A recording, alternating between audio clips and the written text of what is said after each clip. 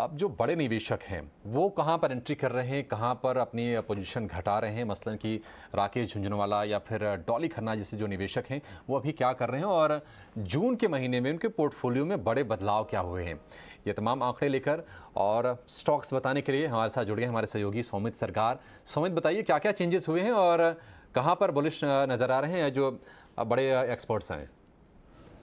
तो पहले तो अगर हम राकेश झुंझुनवाला और रेखा झुंझुनवाला का पोर्टफोलियो देखेंगे तो उसमें उन्होंने एनसीसी और ऑटो लाइन इंडस्ट्रीज़ में एनसीसी में अपनी हिस्सेदारी बढ़ाई है 0.4% कम है 0.4% से।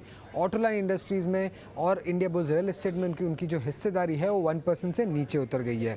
दूसरा अगर हम मुकुल अग्रवाल की बात करें तो उन्होंने जे कुमार इंफ्रा में 0.1% से अपनी हिस्सेदारी कम की है। ऑन मोबाइल ग्लोबल और इंडियन मेटल्स ये स्टॉक पे 0.4% से अपनी हिस्सेदारी कम की है। सुनील सिंघानिया की अगर हम बात करें तो उन्होंने भी जे कुमार इंफ्रा में फ्रेश खरीदारी की है, करीब 1% की होल्डिंग है उनकी ज़्यादा।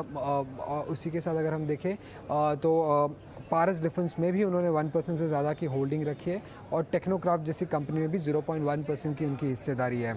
आशीष कचुलिया की अगर हम बात करें तो फिनोटिक्स केमिकल में उन्होंने 0.1% से अपनी हिस्सेदारी बढ़ाई है और यशो इंडस्ट्रीज़ में 0.1% से अपनी हिस्सेदारी बढ़ाई है। एडीएफ और विष्णु केमिकल्स की अगर हम बात करें तो 0.1% और 0.8% से अपनी हिस्सेदारी घटाई है। मोल्टेक पैकेजिंग की अगर हम बात करें तो उसमें भी उनकी जो होल्डिंग है 1% से कम हो गई है। और आखिर में अगर हम डॉली खन्ना की अगर बात करते हैं में काफ़ी ज़्यादा चेंजेस हमें देखने को मिले हैं पोर्टफोलियो में। चेन्नई पेट्रो में उनकी जो हिस्सेदारी है वो 3.3% पे अब दिखाई दे रहा है। पहले के क्वार्टर में उनकी हिस्सेदारी या तो 1% से नीचे था या तो बिल्कुल भी नहीं थी। सिमिलरली नेशनल ऑक्सीजन में भी उनकी होल्डिंग अब 1.1% की है। एनसीएल इंडस्ट्रीज़ में उन्होंने अपनी होल्डिंग 0.1% से कम की है।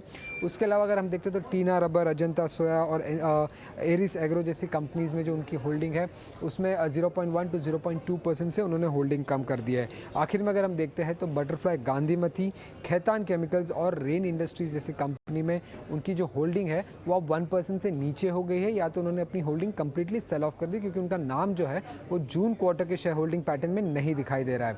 और आखिर में अगर हम विजय केडिया की बात करें तो तेजस होल्डिंग और तेजस नेटवर्क्स में उनकी होल्डिंग अब 1% से नीचे इसलिए आ गई है क्योंकि प्रमोटर ने फंड इन्फ्यूजन किया था, उसी वजह से डाइल्यूशन हो गई थी कंपनी की शेयर होल्डिंग में, इसी कारण उनकी होल्डिंग कम आई है। बट शायद उन्होंने शेयर्स नहीं बेचे होंगे तेजस नेटवर्क्स में।